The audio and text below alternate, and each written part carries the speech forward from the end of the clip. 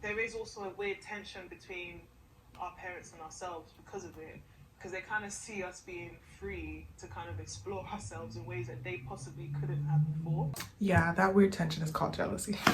That's what I'm saying. Also, that strictness makes us not us anyways, but yeah, that strictness makes people liars.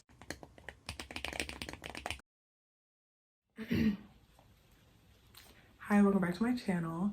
Today I'm going to be reacting to a video, a little sit down chit chat thingy.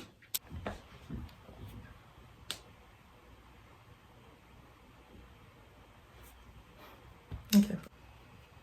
Like a generational difference between our parents and us. Then we're like order, or we're like, we want to find ourselves. I had to make a choice. Do I want to go to prison? Do I want to die? Do I want to make money? Like, who do I want to be in this world? Strictness probably comes from a place of fear. Like, if you're guarding your child because of fear, you're not teaching your child. Real. So I'm going to read a tweet out from Twitter. It says, "The trauma of growing up in an African household is deep." Now, personally, I agree with that, because one of the words that I wanted to originally use was like the experience of growing up in an African household. Trauma, I said motivational, and I said challenging.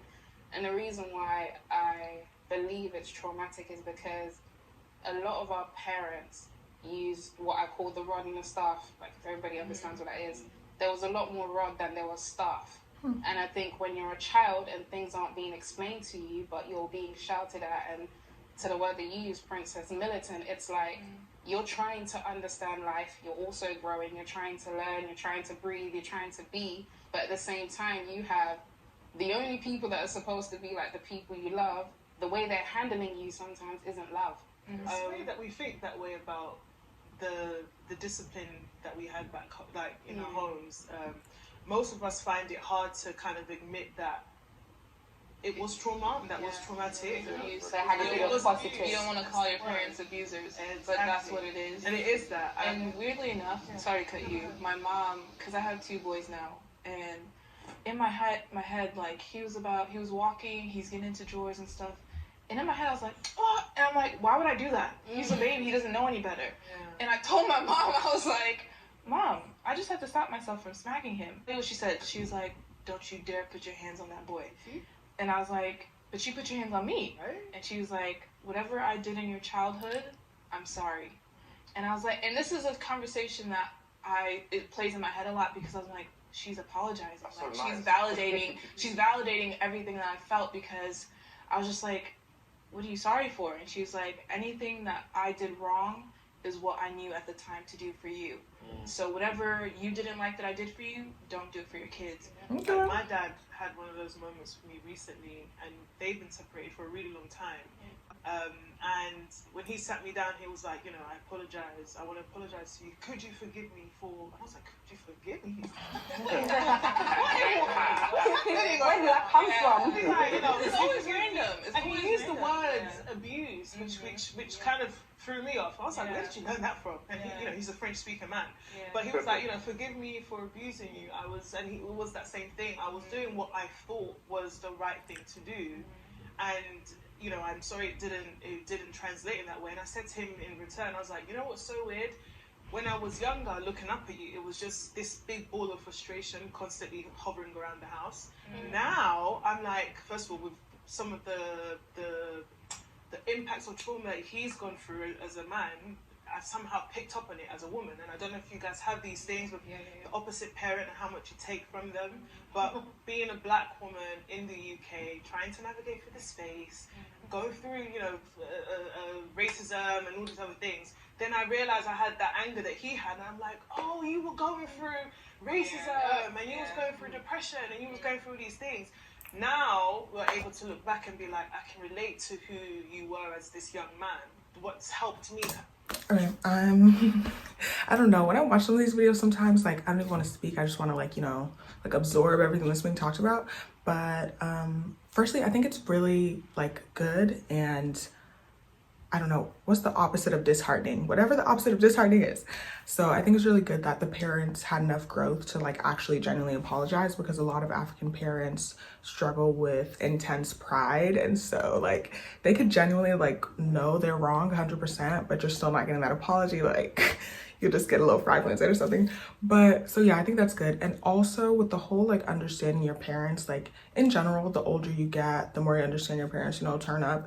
And like I didn't let her finish, so I don't know if she's gonna go where I'm about to go, but with understanding your parents, like you still need to understand they're wrong, if that makes sense, hand in hand. So like if you grew up being abused, but you're also like, oh, but they were frustrated, it's like you both of them need to coexist, if that makes sense. But yeah. Kind of process my parents' lives with their trauma was seeing them as outside of mum and dad, and not just kind of seeing Charlotte and Gabriel and be like, oh, you guys are people. You're not even like you're not superhumans. And I know the Bible says stuff like, you know, they're your gods on earth. They're really people. They're really like trying to figure it out as they go along. So when I speak to people, like when I have clients and I'm trying to help them like see past their parents' mistakes, that we love to carry and be like, oh, because of my mum and my dad, so I'm now this, and I'm like, but I feel like after a while you have to take what they've done to you and have responsibility for yourself to heal. I always say this thing about, I've got the book now and I've read the book of my mum and dad, how they raised us. So it's up to me now to take that information and to do whatever I like with it. Right. Do I want to replicate that, or do I want to be different? 3 words or less. 3 words or less. 3 words or less. Let me think about that one. Let me just let them answer. 3 words to describe growing up in an African household: challenging, inspiring, and I'd say motivating. Challenging, motivational. I don't really have a third word, to be honest. Thought-provoking, beautiful, challenging, Militant, educational, enjoyment / scared. Dictatorship, vibrant, challenging. controlling, order, vibrant as well. Strict, enriching, insightful. Yeah, those were some good ones. So I would say traumatizing, insightful, and motivating. Generally 3 words. Those are good. The reason I chose traumatizing is like, I think that one's obvious, but on top of like the obvious things of like, you know, what you experienced growing up, there's also an extra level of trauma that you get like when your parents do finally open up and like tell you about what they went through. You're like really? So yeah, there's that. And then did I say challenging or motivating? Either way, like same thing. But yeah, like whether it's because you do wanna like make your parents proud, or it's because it's like, I don't know, like you have your bitter tourism, so you're like, oh, I'm gonna make it. There's always that edge of like motivation. You want to be the best, you want to do better, you want to advance. There's always going to be that. And then the last thing, insightful, because there's just a lot to learn, genuinely. Like whether your experience was good or bad, there's like so much that you can learn and take with you into life. So yeah. I chose thought-provoking, and I also chose challenging. It has always been strict as well, because I mean, wherever you are in an African household, they will tell you what to do and you have to do it. You have to be the way they want you to be. And you have your personality, but have it in the way I want you to have it. And it's so strange, it's so weird. There is that part of trying to adapt to the new environment you're in. I don't know where you guys' stories kind of come from, but I came into the country as a refugee, and growing up with like a refugee mindset, you know, someone's mentioned it to me before, refugee mindset, there's something about having to adapt yourself to this new setting that's in place. And so the head of the family, the dads, or sometimes the moms as well, their job is to make sure that you are following a certain plan or structure that will help them accomplish this goal that they have. Whereas with our goal is to kind of just either blend in or thrive in the environment you're in. So there's 2 different mindsets, like infiltrating it and thriving are 2 different mindsets. So I realized why there's like a generational difference between our parents and us. Now, in our kind of generation, we have these options of figuring out, do I want to go here? Do I want to do that? Do I want to be this kind of person? And it's quite refreshing. But I think there is also a weird tension between our parents and ourselves because of it. because they kind of see us being free to kind of explore ourselves in ways that they possibly couldn't have before. And it's interesting how that kind of plays out. Yeah, that weird tension is called jealousy. But yeah, that weird tension is called jealousy. Like, I know people don't like throwing that word around or like putting it on certain people, but there is like a very what am I looking for? A very like, I don't even know, but just a very apparent shadow of jealousy that is with our parents in us, like I don't know, like getting to do soft things and just getting to be out there and trying to, you know, go through life giggling. They're like, no, you know what I mean? Like there's a lot of, the disconnect is jealousy, basically. That's all I'm trying to say. Well, for me, I think, yeah, just touching on balance, I would say positives and negatives in terms of it was strict, but it was also insightful and enriching, because just looking back at, you know, certain things that I wasn't allowed to do, being older now, I think I understand more as to why it was the way it was. So maybe at the time I didn't necessarily appreciate it, or, you know, I wanted to be, you know, just like my other friends that could do whatever they wanted, and all they had to do is, you know, ask their parents, or not even ask, just pretty much tell their parents, and it was like, it's okay, like, you know. But for me to be like, I need to call my mom, then I need to call my dad, then I need to, you know, make sure my mom speaks to my friend's mom, or, you know, all these hoops that you have to jump through. But I think in some way it's protected me and kind of guided me as I've grown up. So I understand more as to why the things happened that way. Where'd you come from? Nigeria. I'm from Nigeria. Nigeria as well. Yeah. This is always, Nigeria. Hey. this is always how it is. Congolese, Nigeria. But it's true. It is that. I've kind of been raised around. My Nigerian friends' households are way more strict. It's like, Yeah, I was just about to get into that. yeah, you guys Because are I more think strict. everyone missed out one word, which I wanted to say, but I was like, trauma. Yeah. I'm not gonna skate around it. Yeah, I'm not gonna skate. Let me be honest. You know when you know they're gonna watch this later. Yeah. Trauma. Does a strict upbringing automatically equal a rebellious child? I think there's a few different. I think it's stripped. Okay, so like, first of all, I think in general, obviously, like every kid is different. Some kids just want to do more wild stuff than others, but a strict upbringing, I think it like ups the appeal of being wild. So because you're so contained and caged and you can't do anything, you can't breathe, you can only, you know, drink water and go to sleep, like everything seems a lot better than it is, and you don't find out how like mundane it is until later, until you're like, you just got to college and like you're partying every night and you're like, I'm bored.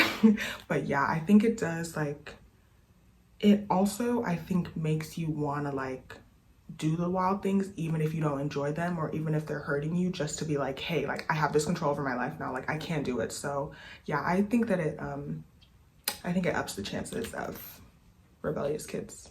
Real. Levels to that question and layers that you can take it in. In one sense, we can just say yes and just be like, everyone's rebellious, but everyone here has had strict parents, and if you're rebellious, we wouldn't even have made it on time to our set. We wouldn't even be here. I think.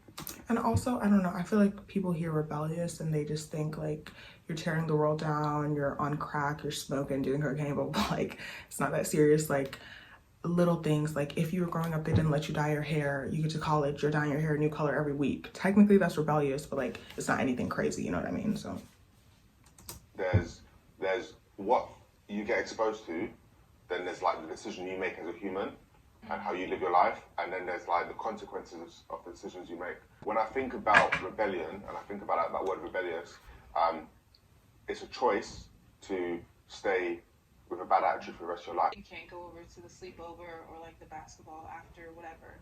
So I tell her I'm studying at my friend's house. So that's what I'm saying. Also, that strictness makes us not us. Anyways. But yeah, that strictness makes people liars and good ones, and like you're never gonna get the truth. Like literally, just like everything that's thrown at you is gonna be a lie, a lie, a lie, a lie. And it makes it literally like a, what is it called? when you just do automatically. A reflex. It makes it literally like a reflex to lie. Like when your parents ask you something, you have to think like, oh, like, do I really want to tell the truth, or do I want to lie, or do I want to like, so yeah, I don't know. Overall, I think it's the extra strictness has more downsides than upsides.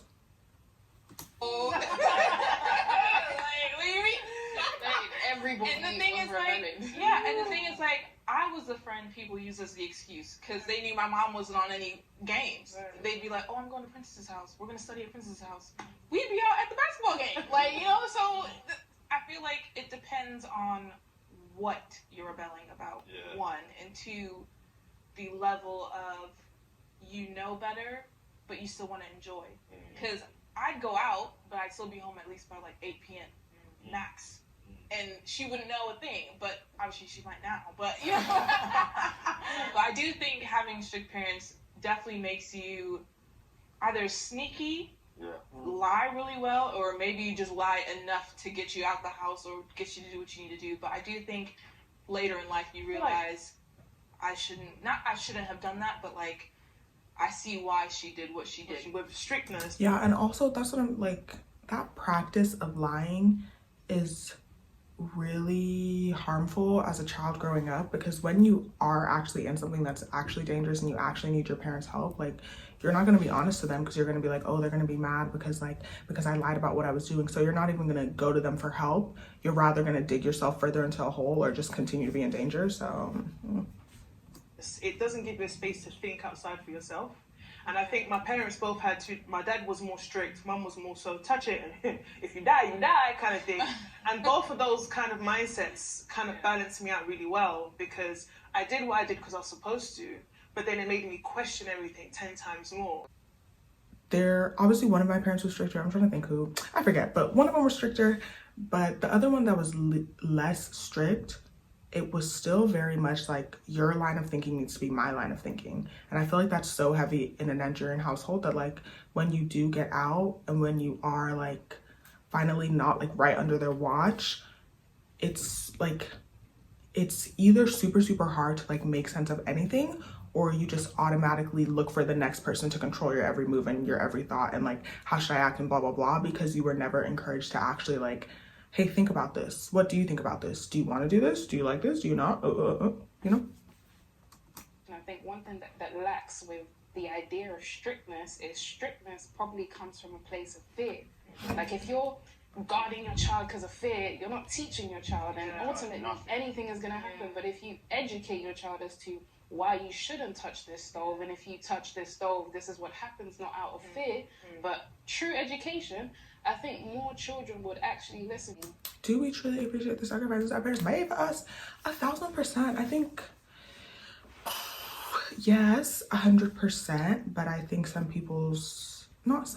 I think African parents, their definition of appreciation is like, okay, since I did this, now your life is mine and I own you and you do what I want. So if I want you to go out and be a doctor, you go out and be a doctor. Otherwise, you don't appreciate anything that I've done for you. Like if I do all this for you and you go out and decide you want to go a different route, then no, you don't appreciate me. So that's that. But yeah, obviously, you know, I appreciate a lot. I'm real, like, no, that's real, because like, I need to be living a soft life. Like, okay, seriously, no, I'm talking. Genuinely, I do appreciate everything that was done for me. And yeah, and that's real. I think it's made way for me to be genuinely the person that I am. And yeah, seriously, I'm appreciative. Real. That I wish they did different. One, I do appreciate the sacrifice because living in Nigeria and then living in the UK and also being born in Germany, like just seeing the difference, like in all those different countries, I think it made me, I just had way better advantages. One thing I would change was the fear. I didn't like the fear. There was no point of us moving if we was going to do everything in fear. The whole point was for us to have a better life. The whole point was for hope. The whole point was for change. Yeah. But, you know, I think growing up now, I understand why there was fear. But I personally believe that, like, I would have been way more empowered and gotten way further if my mother just believed in herself more. But yeah, that was, you know, a good episode. For real, it's just very thoughtful. I cut out a lot, not a lot, but I cut out some extra moments from the video. So the original video is going to be linked below if you want to see the full. And yeah, thanks for watching.